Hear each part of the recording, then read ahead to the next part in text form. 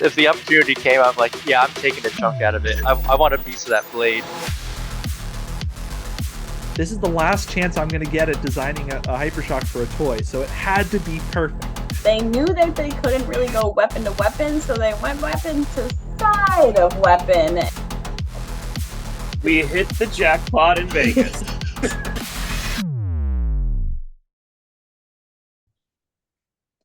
Hello, everyone, and welcome to another episode of Outside of the Box. And it's been a little while since I've done a proper team takeover.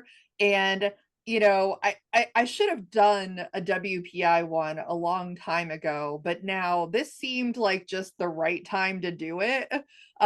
So I've got a bunch of folks here from WPI on the show to talk about your bots and what's going on in 2024 and just whatever you want to talk about. So welcome to the show. Thank you. Thank you, Christine. Glad to be here. Yes. There's a few people on this call who have been on the show either on their own as part of a roundtable, but we've got a good chunk of the team here, so I'm excited to have y'all. I'm just first going to go around and let everybody introduce themselves. I think we should start with Brian because he's Brian.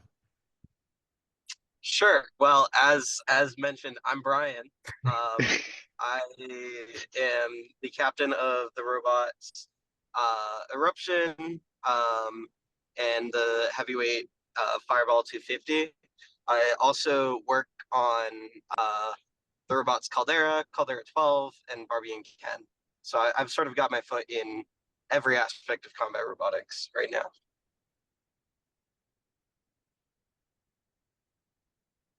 All right, I'll go next. Oh, Cody, you want to go? Yeah, I'll go next. Hello, right. I'm Kotomane. A lot of people may know me for my beetle weights such as Counterattack, Serial Killer, Kill with Fire, and most recently the Power of Friendship. And I'm also now a proud member of Waddles.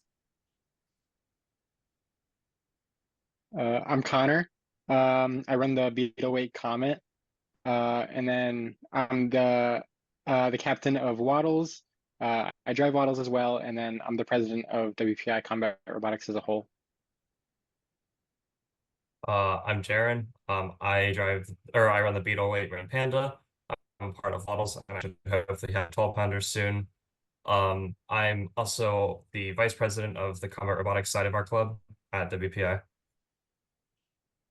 I'm Christian. I made the 3-pounder Rhino, and I also just very recently joined Waddles. I'm Adam. Me and my friend Noah made the Beetleweight Chippy, and I'm the social media head for the club. I'm Ian. I make the 3-pounder Fully Defined, and I'm weapon operator for Fireball. I'm just along for the ride.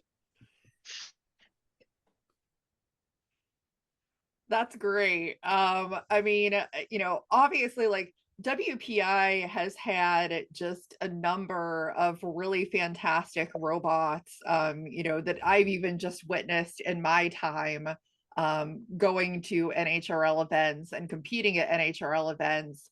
But I'm a little bit curious, to hear about more, I guess, the beginnings of WPI's rise to prominence at NHRL.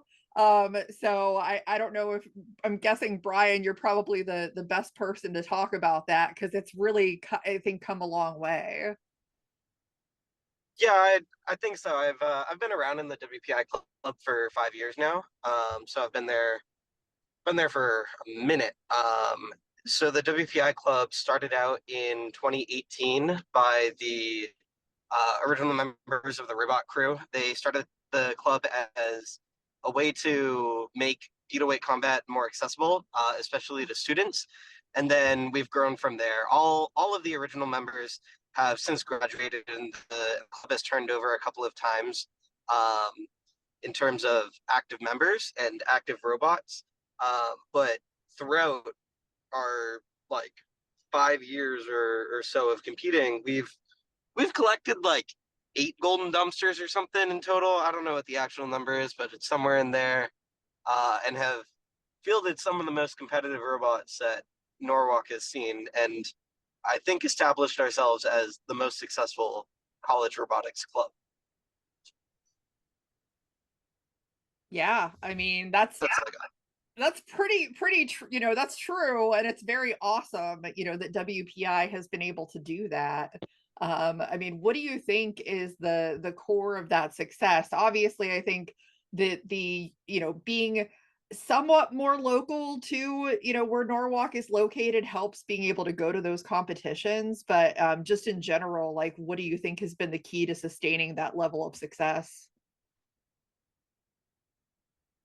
I think it's sort of the environment that we've created in the club. There's such a drive to like want to improve as an engineer and and get better in combat. Like when you join the club as a freshman or a sophomore, you see the work that the upperclassmen do, and it's absolutely amazing. And you sort of set that as a goal for where you want to be in a year, right? And when you do that over the course of 5 years, you create this continuing club that is constantly improving and getting better and amassing this knowledge base that you share with all of your teammates, and you start to figure out what works, what doesn't work, and create like a basis to make sure that anyone's robots are going to be fairly successful from the start. Yeah, for sure. Now I'm curious for all of you. I know this, I know the answer for Kokoto, but were you competing in combat robotics at all before you joined WPI? Or is that something that some of you didn't do until you started going to WPI? I don't think most people that are joining WPI Combat Robotics haven't ever actually like touched a combat robot before. Most of our like job as like running the club is just like getting people from like initial like idea of a robot to like making something physical, right? And that's also the hardest part. That's the biggest challenge to overcome. And once you overcome that the first time, it becomes a whole lot easier, the second time around. But for me personally, I worked at Norwalk for like 2 years or something before that, housebot driving and doing behind the scenes work and stuff like that. But yeah, most people are literally just brand new. They thought it was cool because they saw the sparks on the poster. I know that me personally, I didn't even know NHRL or even just beetle weight or even those weight classes existed until September of 2022 when Connor dragged me to the combat robotics event. And I think one of the things that really helped us get there was when Connor and I guess Christian were freshmen. Oh, and Kikoto, we had a plastic ant event, which was a hackathon, which was just like you get 5 days, make a robot, put it in the box, and start going. And that really rolled off the momentum. A lot of work over the past 5-6 years has been in developing a really robust on-ramp to try and get people up to speed to fight at Norwalk, so that by the time you are actually fighting at Norwalk, you'll have built robots, you'll have fought robots, and you'll have also learned from a lot of people fighting robots around you to a point at which you can make something relatively competitive for your first time. I think going off what Ian said, that's like I joined combat robotics having like very little robot experience. Like I think the most I did was like a Vex kit in high school, to knowing like absolutely nothing going into like my first ant competition where my bot just exploded during the safety. But and then like you're able to learn from that and just do slight design iterations to the point where like I was able to run a robot in April Norwalk that did okay. But like from where I started of having no experience how to do it to being able to make that robot, I think the club prepares you pretty well for it. Yeah, and so as you pointed out, I have competed before joining WPI. In fact, I've been competing since about 2018. But I really want to make it clear that honestly, I've learned more in my years at WPI than I have before that. Like I built robots before then, but my skills have improved so much since then. And so I really like the club, even if you do have some robot fighting experience, there's so much more you can learn, like stuff like the power of friendship, kill with fire, all that stuff. I would never even know how to begin to make something like that before I learned all the stuff I did after joining the club. Yeah, and I'm glad you mentioned that, Kokoto, because I was actually going to ask. I figured you probably have learned a lot more, and I think it shows like in the design and things like that that you've done. So that's great. Thank you. Yeah. So I mean it's really super interesting, and I think like the great thing about WPI is that it does seem like it's been a really big like you said on ramp for getting more people into the sport. And I think for most of us, like that's the goal, is growing the sport and helping people learn and really come up with just different ideas. Now I briefly want to touch on, just because I think that it's something that was controversial for a time, but also like it was a weird love-hate experience for me. Was WPI was kind of wrapped up in this whole loophole idea last year, which personally, like, I thought it was super creative, even though I was an unfortunate victim of that. But what's interesting about that is that idea has spawned like so many of these multi-bots essentially that you're seeing today at all weight classes. And I think that it's super interesting that that's kind of what the natural progression of that was. I'm just curious to hear what you all think about that, because I mean, there were a lot of people that were really mad about it, but honestly, I think that it inspired a higher degree of creativity than what was even there before. So somewhere in early 2021 is when we, like, way before Loophole was actually a thing, is when we figured out that it was a possibility, and that loophole existed. I got to give all the credit to James here. He really pushed for making that robot happen. Loophole was his robot, and it was just the rest of our robots that were art to it. But we figured out that loophole way before the robot actually existed, and we also weren't thrilled that it existed when we figured it out. So we messaged Norwalk for over the course of 2 years, periodically being like, "Hey, this exists. I don't think it should exist. Can we fix it?" And the answer was, "Yep, do it anyways." So eventually James did it, and caused a lot of controversy over it. But stuff like that, and until someone does it, it's not going to get fixed. And we wanted to be the ones to do it first, and that's why the robot is named Loophole. We understood that it's a controversial topic, but it was overall beneficial for the sport, I think, in progressing and fixing a thing that needed to be fixed. Yeah. In addition to that, I feel like Loophole, so the Loophole style multibot, that was a whole thing, but I feel like that's indirectly benefited multibots as a whole, because like before Loophole, the only multibot that really did well in the 3-pound class was like Wake and Bake. And aside from that, people, if they did multibots, they did like a big bot and a mini bot or whatever. But even though they've changed the rules so that you can't abuse the loophole rule anymore, we've been seeing more great multibots, like true multibots, like Repeater and Wreckfist and so on. And like even the Power of Friendship, that was kind of inspired by Loophole. And while I can understand why people didn't like certain aspects of Loophole, it at least instilled the idea that a true multibot can be competitive and can in turn create better designs. So overall, I feel like Loophole, while it may not have been very pretty, it has had a positive impact on multibots and the sport as a whole.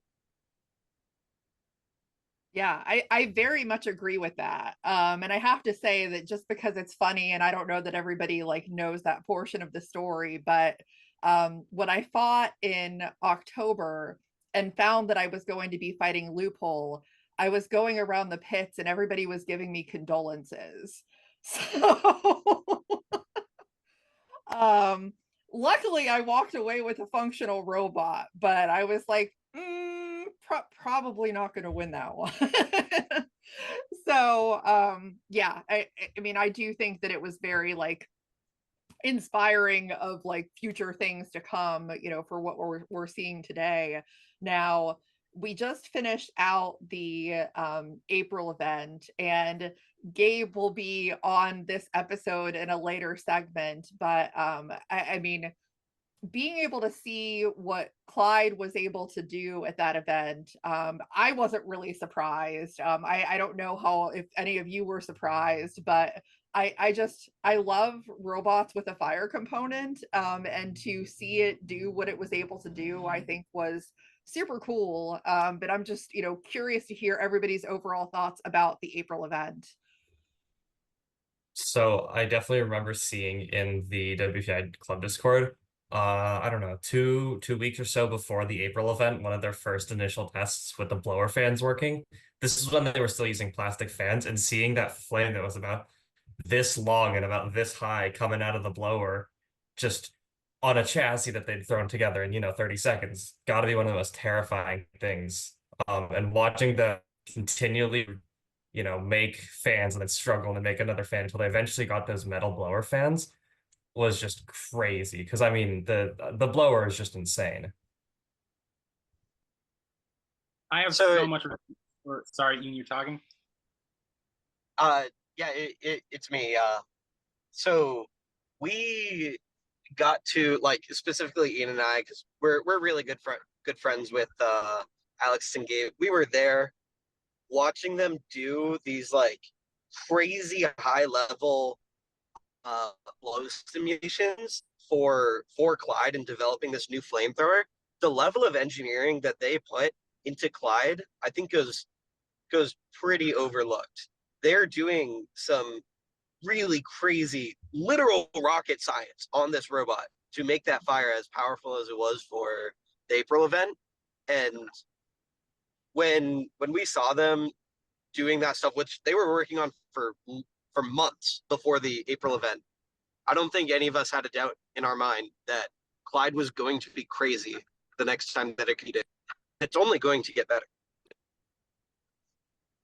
Yeah, building up what you said, I'm just so, like, I have so much respect for Gabe and Alex. They've worked on Clyde for years. They've improved so much. They put so much effort into that fuel design. And I know a lot of times people usually think of mixed temperature or Dutch oven when they think about flamethrowers, and they're cool. But I feel like Clyde's kind of been like the underdog of flamethrowers, if that makes sense. Like, I feel like a lot of people did not expect it to just do as well as it did here. But, for us at WPI, we saw the sparkles of greatness in Clyde, and it finally showed exactly how dangerous it can be. I think there's also more to Clyde than just the flamethrower that gets overlooked. The amount of engineering they have put in, particularly with fork design, for certain reasons. Clyde and I talk a lot about fork design. The amount of engineering that goes into every aspect of that robot to make it as competitive as possible and not melt at the same time is really, really impressive. It's absolutely incredible. I think they have a little bit to go on the not melting part on this revision of Clyde, Yeah. but they'll get there eventually. Just a little. They were saying that they made their fire so much hotter and so much better for this event that they were melting themselves more than they were anticipated. So when they fought like Spartan in that one fight, they basically accidentally turned their front ends into gum, and Spartan could just cut through.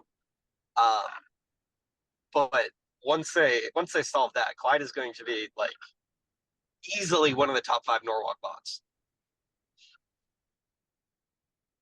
Yeah, I don't doubt that. Now, because I know that Ian's going to have to go earlier, I want to talk about Fully Defined really quick, because I mean, I don't think anybody's ever surprised when Fully Defined does well at an event.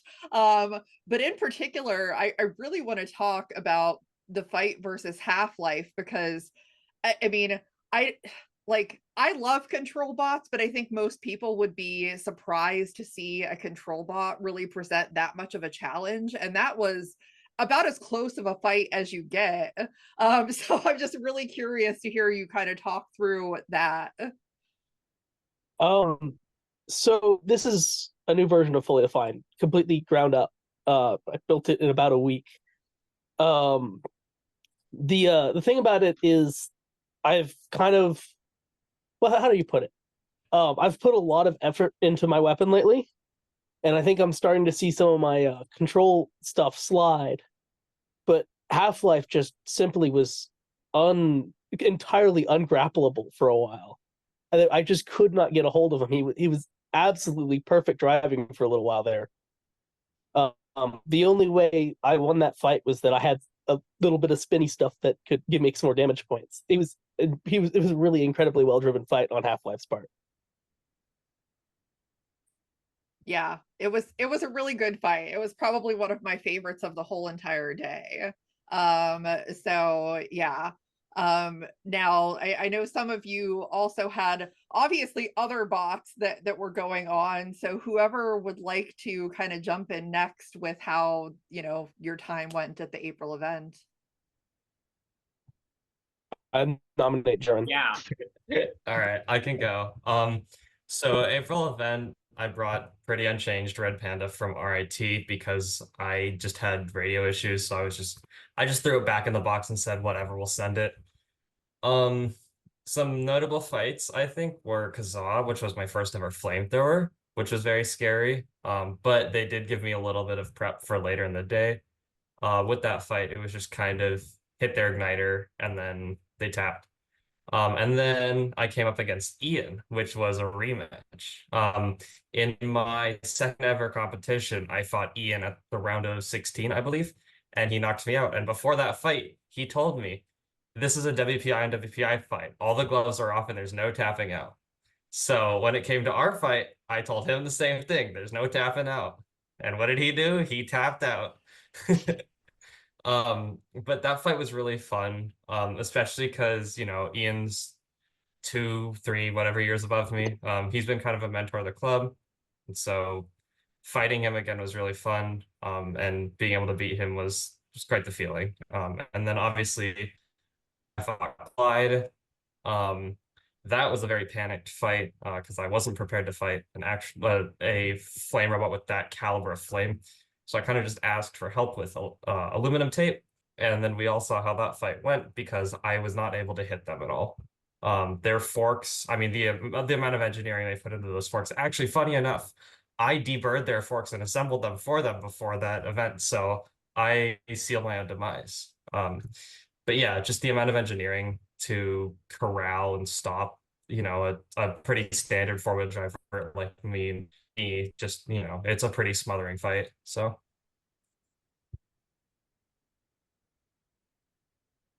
I'll throw in one little thing about the Red Panda fight.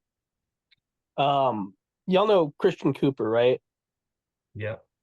Christian Cooper, I consider one of my major mentors when I was first learning to do Beatles. And I was really happy the first time I ever managed to beat him. I think it was the only time. I think we're still like 2-1. But I'm thinking after that fight that like someday I'm gonna be the old one, and I'm gonna have someone new. Someone new's gonna have to come and beat me, and I'm glad Jaren got to do it. That's sweet. Yeah, I tried to complete the changing of the guard and I beat one of them, but I haven't beat the rest yet. So I nominate Christian. Oh, good. Okay. So this was my second Norwalk. First match, I did quite a few changes in the bot, and first match I went against this bot called Katana.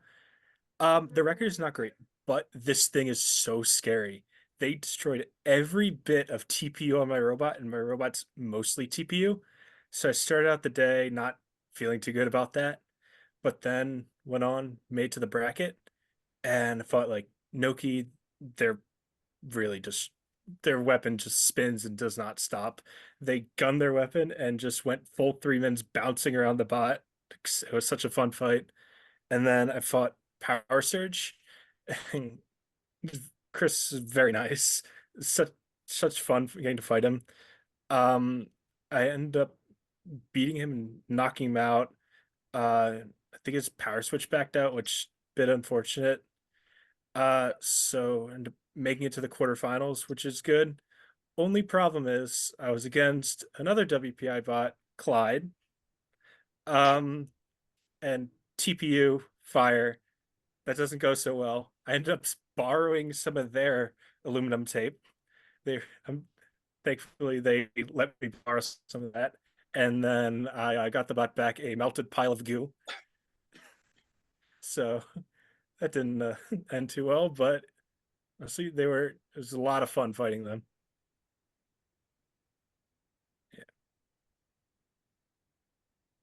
On the aluminum tape bit, I believe we had an interesting learning experience in that front.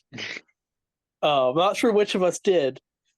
One of us ended up with with aluminum tape that had somewhat flammable adhesive, if I remember correctly. That would be me. So, as we've recently learned, there are two kinds. Yes. Funny enough, before that fight, Jake Hoffman came up to me and told me, "Hey, is that aluminum tape with flammable adhesive?" Because one of their UC12s had the same issue. And I said, "I have no idea." So we found out the hard way.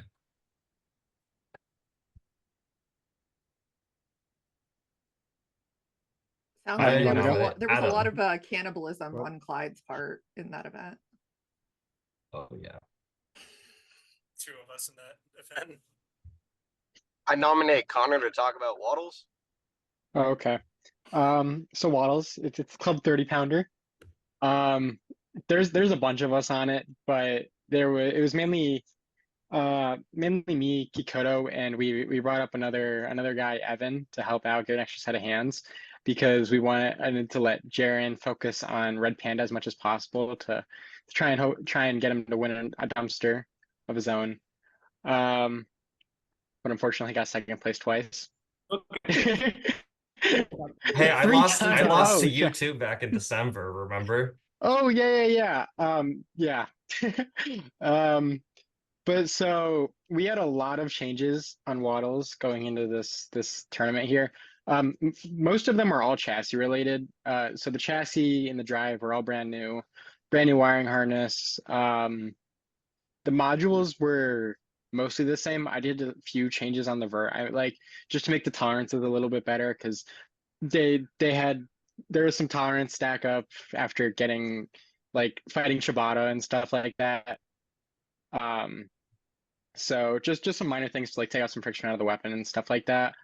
And then the undercutter, before this Norwalk, the last time the undercutter fought was against Emulsifier, and it had been bent in half. It was the hub was trashed. The blade was a little bit bent. Just everything on that was just totally done. And somehow, so before the Norwalk, we made a few. Yeah, Ian's got that one fought Bluey though. That didn't fight Emulsifier. Keep in mind, I think this blade is 2 years old. I Yeah. remember purchasing this blade for Waddles. So before the Norwalk, we did some prep. We had a few options. We could make another undercutter module, or we could just try and reuse the old one. So we remachined the shaft. We got that heat treated beforehand. Jaren remachined the hub. And so going into the Norwalk, we saw this bent piece of scrap metal. And so Jaren, Evan, and I think Kikoto, were you there too? All rebent that back in the 100-ton press at Norwalk, as best as we could, and then we reassembled it. And then my dad went to a hardware store in Connecticut and picked up this random size nut, because when we were tapping the undercutter shaft, we just tapped it to a nut that was really, really hard to source. I don't even remember the size. It's But 5/8 it's just 18. it was just some random size that doesn't exist really. So then before the fight, we then welded the nut on. and so it was never coming off again. But yeah, before that finals fight, we reassembled the entire undercutter in good 20 minutes, and it was something. But yeah, we were originally planning on just running an overt run until it cracked against Ares. But yeah, we couldn't get any happier with Waddles. That was incredible. But now we have to fix the modules now. Fix the chassis, just gotta fix the modules. I mean, watching Waddles was insane because like we had our own like fan squad that we had set up in the stands. I remember I was holding a poster that just said Newt. Yep. And like we'd be like the front row, like we'd take up a good like chunk of the arena. And I think during like the Ares fight and the finals fight, I think that was like the most school spirit many of us have shown watching Waddles fight. Do y'all know does everyone here know the backstory of Waddles? I don't think so. Waddles is basically a lot back when Ribot ran the club. Waddles was created because it was hard to get onto Ribot, and idea was to make it an on-ramp to make so that people can learn how to make bigger robots. And so this is the first time Waddles has run with an entirely, I think it's the first time, has run with an entirely non-original team. Clarification: it was not an on-ramp for Ribot. Definitely It was not on-ramp for Ribot. It was for learning to make big things. For us, it became an on-ramp for Fireball. The hope is that these folks is going to be an on-ramp for whatever 250s they want to build. But as Brian and I have been there from the beginning, and it was really, really exciting to see our little penguin take on an entirely new light with a whole new group of people, and to see some really insane stuff come out of it. I'm really impressed with some of the machining I've seen. Impressed with the lights. I'm really pleased to see that robot being what it needs to be. Waddles is the greatest teacher, I think. Everyone machines it. We all machine it in-house WPI, you know. Like Christian just joined the team, right? It's designed in Onshape, you know. He's never even touched Onshape before, but we're kind of just sending him into designing motor mouse and stuff like that. So it's kind of just like you get thrown into it, just kind of the Beetle, but a little bit bigger. But yeah, it's the best way to teach people, I think. Just throw them in it. Trial by fire. Yep. We still have to talk about Adam with Chippy. We do. He did turn his camera off. He did turn his camera off. Did he leave? I'll text him.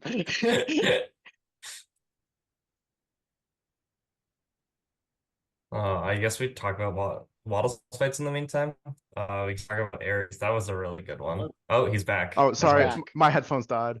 All right. Oh yeah, Chippy. Oh yeah. Okay, so Chippy is a 3-pound hammer saw that we made, and so we didn't make it into the like bracket. We're in like the freestyle tournament. So I think we did 2 fights. So the first one, so like a little backstory, we had like weird torque issues with the arm, so we couldn't self-right. So naturally, our first bot was against Knife Fight, a flipper. And like, okay, the reason going into it was like, because there was like one specific way that we couldn't like self-right. We got flipped on that exact. I could see Ian rolling his eyes. We were all warning him beforehand. Okay, it was better than what it was originally, but yeah, so we got flipped, stuck on our head, and we couldn't like do anything. And then I didn't warn you. You did warn me. I think I went back to the pits and I went up to Ian. I'm like, you know that thing you told me that would happen? Yeah.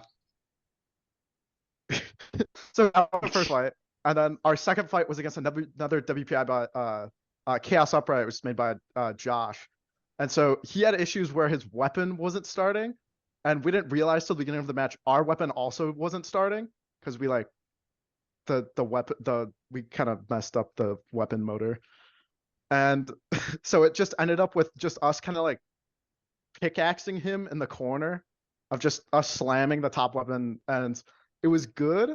Like overall, Chippy did good. It took no damage, but it's just we came out of it like realizing there's just a ton of stuff we need to fix, from like the forks to the batteries and all that stuff, and mainly the self-writing thing.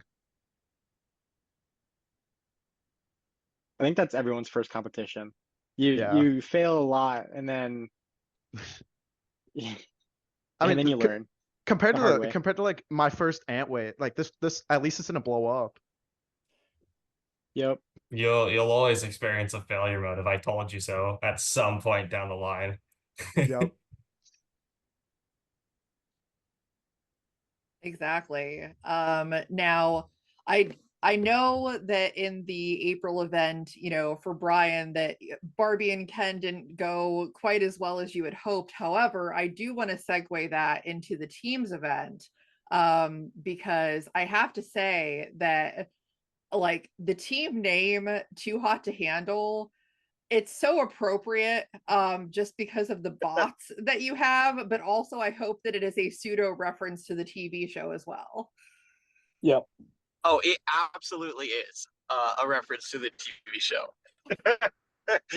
Yeah. So Barbie and Ken definitely underperformed at the last event. We had issues with drive. Barbie could not drive. Like, if I told it to go forward, it would not go forward. If you watch the fight, it goes forward like 4 feet. Just that was completely random that it did that, and that was it. Barbie did not drive. Due to some quality control issues with the Just Cause Pariah 70 amp ESCs. Definitely do not endorse that product, unfortunately. We have some changes that we're going to make for drive. But also, the weeks leading up to this event, life got in the way. This was a particularly challenging end of the semester for James and I, and doing Barbie and Ken on top of school stuff was just too much. Hopefully we'll get it actually in shape for the teams event. And I have faith that we will. We just need to make them drive, and then they'll be fine. Like Barbie took a shot from Ares, and the weapon was totally fine. So I think there are things that we got right, but unfortunately we got one really big thing wrong, and it held us back that event. So yeah, for the teams event, I am the captain of Team Too Hot to Handle, consisting of Eruption, Caldera 12, and Barbie and Cat. I am pretty excited for this event, especially the B2A category. There are some robots there that I would really love to get another matchup with, namely like Dutch Oven and Lynx, and I've never fought Chainsaw Kitty, so I'd love to fight Chainsaw Kitty. There's going to be some awesome fights. You don't want to fight really Chainsaw Kitty. I would love to fight Chainsaw Kitty. You take that back. You just gotta I get have lucky. what's left of a Dassy somewhere around here. Yeah, no, Eruption versus Chainsaw Kitty would be one of the most off the walls vert on vert fights you can have. I believe you mean literally off the walls. Like Quite all at literally the same off time. walls. Pretty much. It's going to be really, really crazy kinetic energy. And then obviously Eruption versus Lynx is like a marquee matchup that I think everyone wants to see. Eruption versus Dutch Oven. I owe it to myself to last longer than 10 seconds for against Oven. I didn't do that last time, and I would really like to show that I can, last longer against a fire robot like that. That fight has inspired a lot of development in anti-fire tech that is going into Eruption. Eruption is one of the few robots that have almost no TPU on it anymore. And there's a lot of design decisions specifically made to fight fire robots. So I think it'll be I don't know. I give it like a 50-50 on whether or not they work. I probably won't get it right first try, but hey, it would be super cool if I did. And there's only one way to find out and test it. Yeah, for sure. I'm super excited about the event. I don't know how it's going to shake out. All I know is that I need one of those jerseys. And so it's on my must purchase list. So I think there's probably a few of those jerseys I'm gonna need to get. But I guess my last big question is just in general for the rest of 2024, aside from finals, what does WPI have in the works in terms of the rest of the events and things like that? I mean, are there any certain ones that anyone plans to go to or bring the bots to, either to try and qualify or win a dumpster at a different event? 12 pounders. We're gonna have, we like have we're gonna have, yeah. Yeah, so we have I guess the last member of Waddles who isn't on this call, who is working on a 12 pounder right now. He's gonna definitely sprinkle some of that secret sauce in there because he ran Anemone, which was this really cool undercutter that would blow your socks off, and it's like generative to be as lightweight as possible, which will be super cool to see what he comes up with. That is just crazy. Matt's just crazy. Matt scares He me. does some crazy simulation stuff that none of us have any idea what's going on. So, and we're also putting the undercutter in his hand, so we'll see what he comes up with for Waddles. I recently inherited a 12 pounder from Zoe Lambert. I inherited Energizer. And I'm going to run that for an event and then take it in my own direction. So we'll kind of get a whole family lineage of those going out. And yeah. In terms I'm of gonna be making a 12 pound. Oh, and Connor's making a 12 pound too. Yeah. Yeah. The goal is just as small as possible. Like the size of a beetle. Just like all AR, something like that. It's gonna be crazy. Which beetle? Just a beetle, It's probably closer to like a 4-pound beetle, like a Norwalk beetle. Are But we counting a serial killer? yeah, Yeah, I can think oh, of some pretty big beetles. I wanna fit it in serial killer's mouth. speaking There of we go. serial The killer W numbers, so a while ago at a random event, Sam, one of the evil henchmen, he just gave me a pretty big servo on the condition that I use it in something. And I really want to use it to make a 12-pound serial killer. And just see how that goes. I really want to finally move up because I've been kind of stuck in Beals for a while. So, and I've learned some stuff from Waddles. So it'd be nice to just go into the next weight class. So my current plans, I can't compete in NHRL until October because during the summer I'm in the state of Georgia, so any of the summer events I can't really do. But my goal for October is hopefully maybe enter a 12-pound serial killer and then definitely enter a redesigned version of the Power of Friendship. Are you going to do custom cereal boxes this time? I'm gonna try to do that. That'd be really funny. Because I want to see JMOs. Game O, yes, that's one of the big ones. There's so much. I'm gonna learn Photoshop, shop, and all that stuff. I really want to do the custom cereal boxes. It'd be awesome. To answer the original question, I want to point out the fact that the WPI Club has won the beetleweight category for 3 events in a row now, and we're not going to give that up. We're giving up the June more than likely because we're not here and we didn't all get accepted to the event.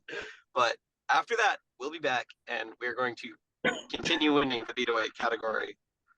The WPI is absolutely the favorite to win the beetleweight golden bread in November.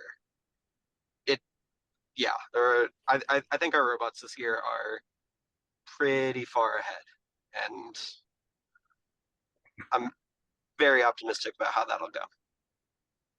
I mean, in 2020 and 2024 so far, we've had 19 Beatles compete under Team WPI. I think it was 19 Beatles and 2 30s. And that number is only going to get bigger because we're going to get more people join the club. And then we're going to see bigger and better bots coming out. I think we had 9 Beatles or something like that at the, what was it, March or whatever? I think I it was don't even know. I think it was April? April. We definitely Yeah. had at March we had a ton. Yeah, I Yeah. think we had double digits at March. Yeah. We're also branching out a little bit. Me, Christian with Rhino. I think Eric is bringing in Episode Zero. We're all going to GSCRL in a month. So that's gonna be a ton of fun. And you get to duke it out with the Brazilians. Yeah. As soon as I saw Sombra sign up, I was like, ah.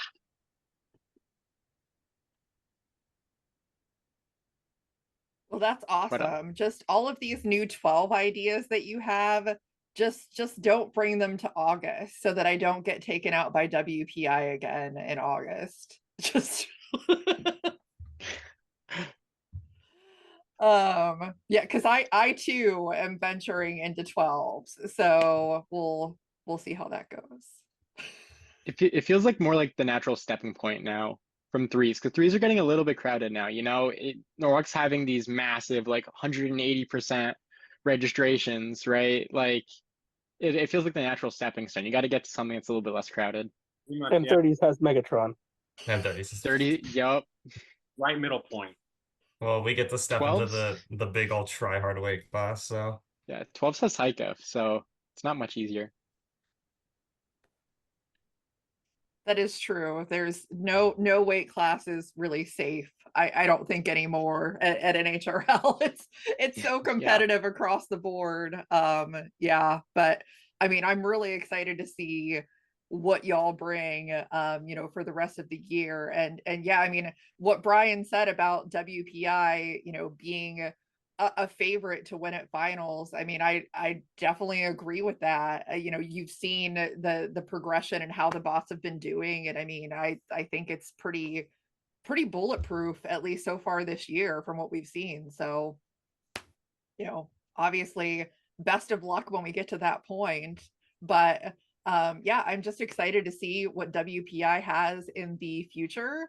And what y'all come up with, because I think there's some pretty creative robots, and I love the mix between, there's definitely some robots that are more, I think, competitive geared, and there's also some robots that are fun, and I think that that's a good blend to have.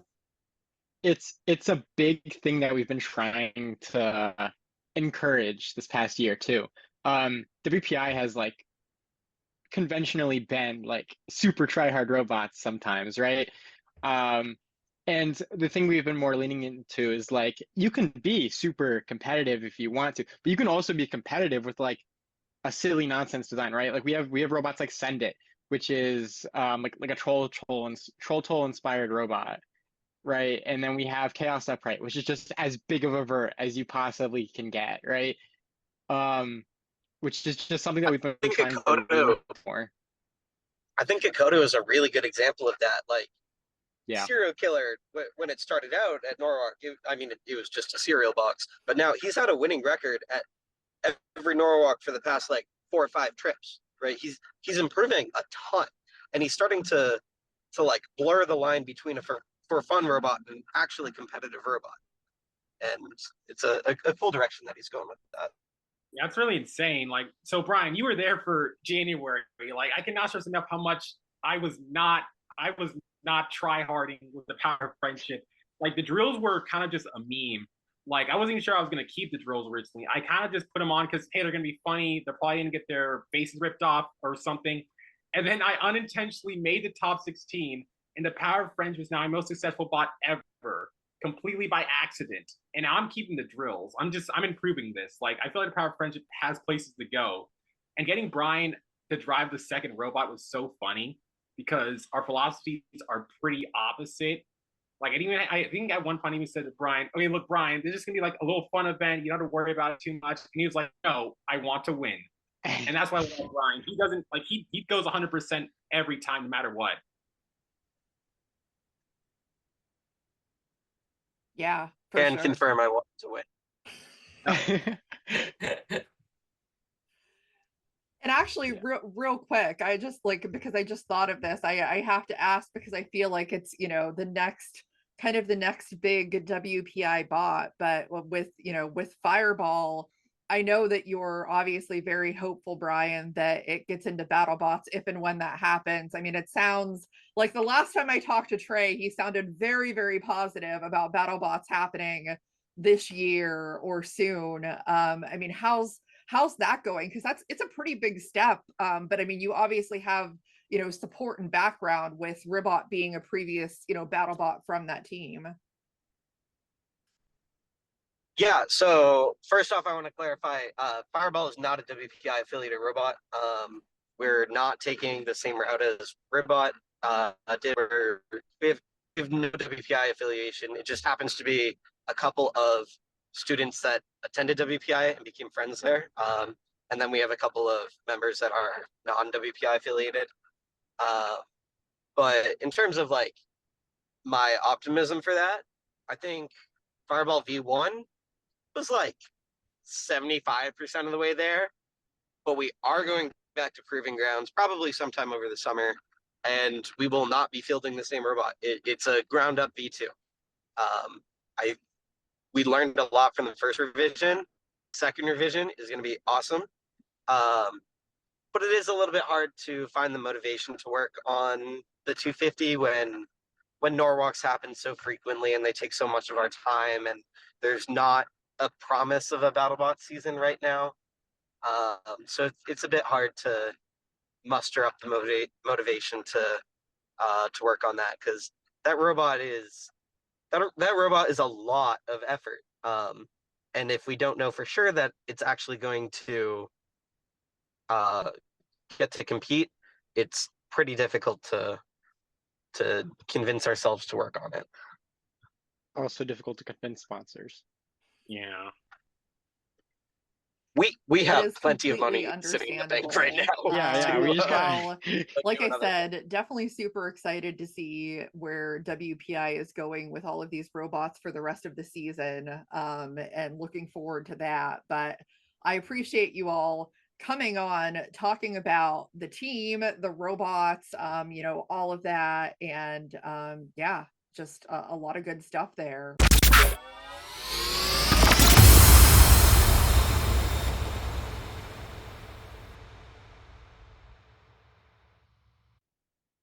Sweet.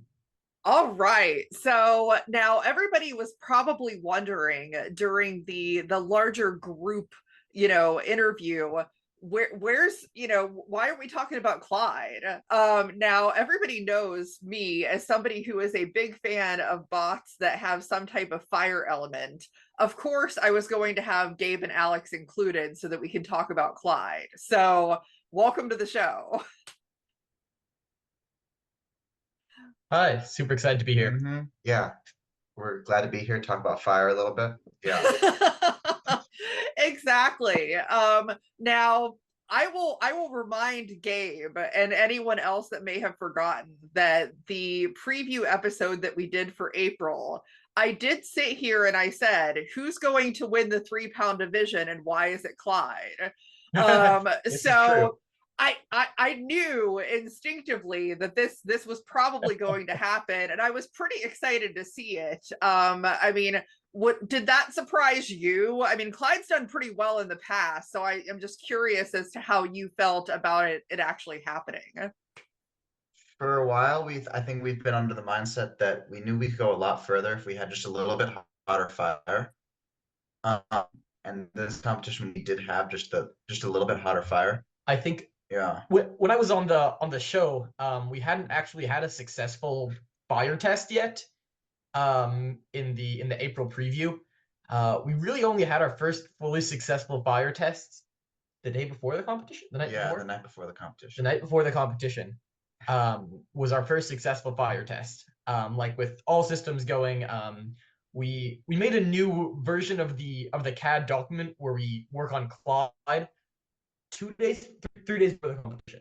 Yeah, we sort of just we realized there was a major issue with our fuel flow, so we had to redesign a lot of the system very close to the competition, which is why we only came in with one chassis that we used the entire day because we didn't have enough time to print more. If you actually take a look at the kind of the major thing we realized, we have Clyde here, very battle scarred Clyde, has seen a lot of damage.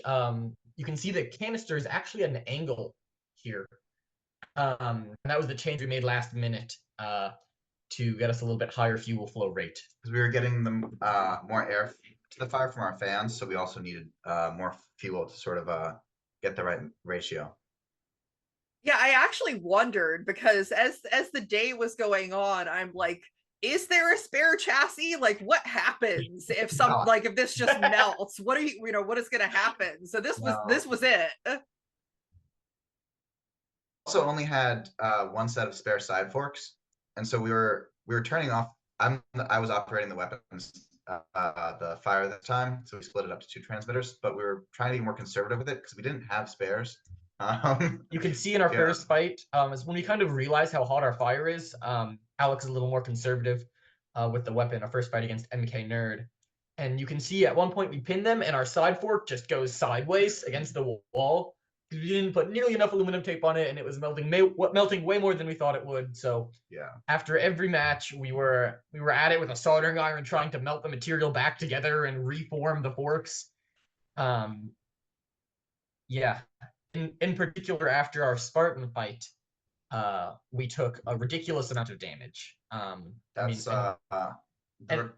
Anyone who saw the Spartan fight knows that in the last 30-40 seconds or so, we took a beating. Yeah, we still had drive at the end of the fight. It's kind of hard to tell in the video because we got something caught in the wheel, but we had full drive, and the only thing that wasn't working was ignition. We still had our solenoid working. Ignition wasn't working though. And half of our armor was also removed, and a significant chunks were taken out of the chassis. Do you want to show some of the damage there? So after that fight, like Gabe said, ignition was broken, and we didn't have a spare ignition. So what we did is we had these 2 wires come out of the chassis of the robot, and we had attached nichrome wire over here, which is not our normal ignition for this version of Clyde. But we ran out of spares, so that's what we did at the last minute. The nichrome wire is part of a hair dryer that Alex took apart, because the little coils that heat up the air in a hair dryer also work really well for flame fuel. Yeah, we needed an ignition last minute some other competition, so we just had them sort of lying around. And then this chunk over here, this material has the holes in it to mount the side fork, but it looks just sort of nasty right now. But all of that was removed, so we just shoved some more TPU in there, and then put 2 screws this way, and then 2 really big screws this way. They're just wood screws that Gabe got from from downstairs at Norwalk. After our Spartan fight, we were destroyed. We were trying to get ready as quickly as possible, and I run into the shop, and I'm like, I need your wood screws. Can I take me to your largest wood screws?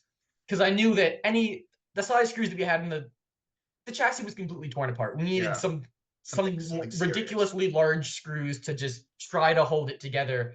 For the finals fight. And then for the finals fight with those wood screws, we didn't have enough weight to actually weigh in, so we cut a lot of bits of TPU off places. The mini bot lost a fork and a top plate. Yeah.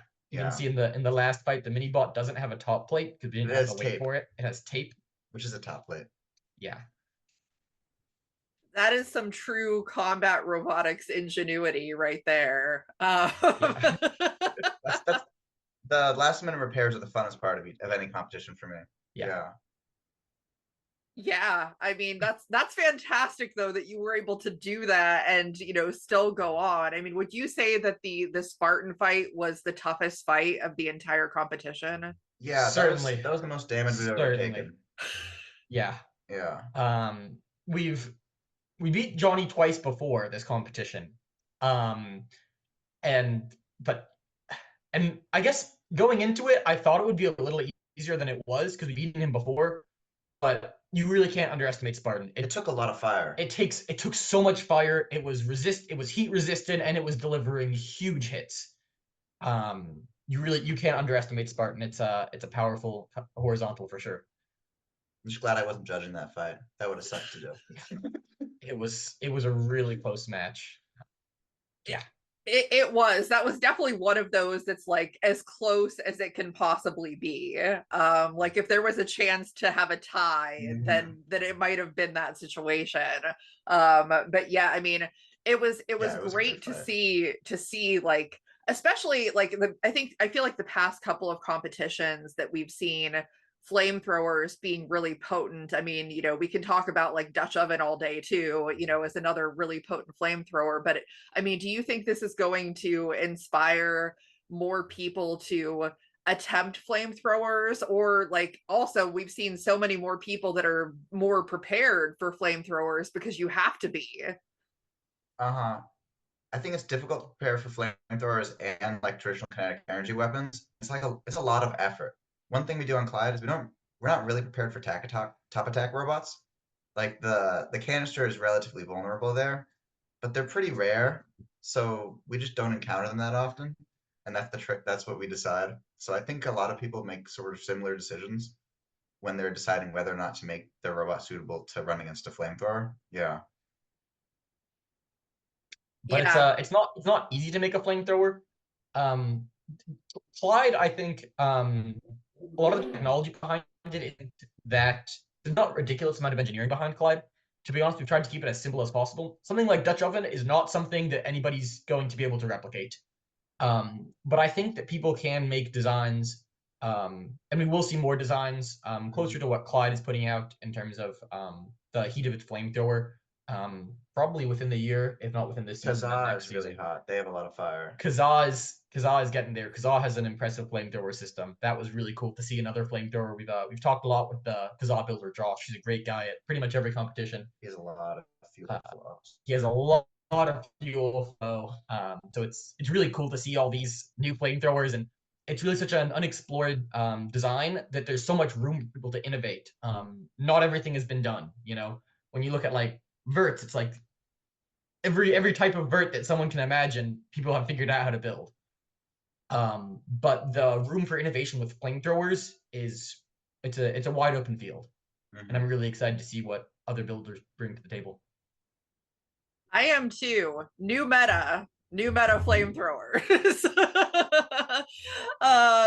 Well, we'll see what happens with that.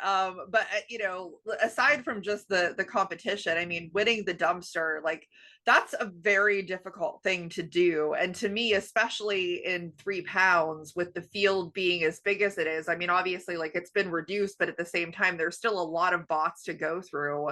How did that feel to like accomplish that? Because it's not something many people can say that they've done. It was pretty incredible, for sure. It's something that we've been, you know, thinking about and working towards for years. You know, if you told me, you know, 3 years ago when we first got involved with combat robotics that we'd be winning a golden dumpster, yeah, I would be very surprised.